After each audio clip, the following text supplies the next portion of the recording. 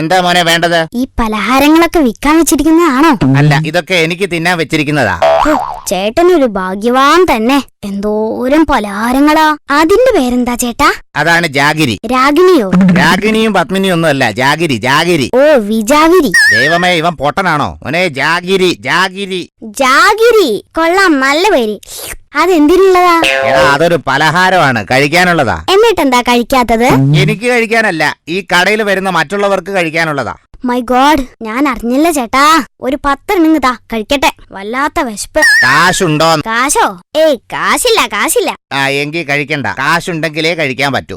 അതൊരു വല്ലാത്ത ചതിയായി പോയി ചേട്ടാ. ഈ നാട്ടില് കാശില്ലാത്തവർക്ക് ജീവിക്കണ്ടേ? ജീവിച്ചോ.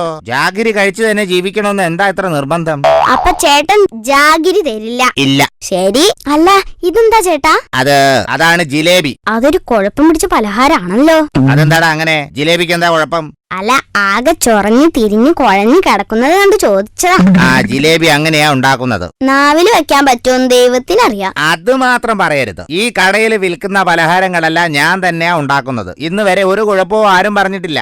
അത് നോണാ. കഴിഞ്ഞ ദിവസം റപ്പായി ചേട്ട ഇവിടുന്ന് ജിലേബി വാങ്ങി കഴിച്ചിട്ട് ഉപ്പ് കൂടുതലാണെന്ന് പറഞ്ഞല്ലോ. കൂടുതലോ? ജിലേബിയിലോ? പോ. അത് ശരി. ചേട്ടന് ഉപ്പിന്റെ പാകം അറിയാത്തതിന് എന്നെയാണോ വഴക്ക് പറയുന്നേ? 30 വർഷമായി ഞാൻ ജിലേബി ഉണ്ടാക്കുന്നു. ഇന്ന് വരെ ഒരു കുഴപ്പവും പറ്റിയിട്ടില്ല. നാണില്ലല്ലോ പറയാൻ. 30 വർഷമായി പോലും. എന്നിട്ട് ഇതുവരെ ഈ ജിലേബി ഇങ്ങനെ വട്ടത്തി ചുറ്റാനല്ലാതെ നേരെ ഉണ്ടാക്കാൻ പഠിച്ചില്ലല്ലോ.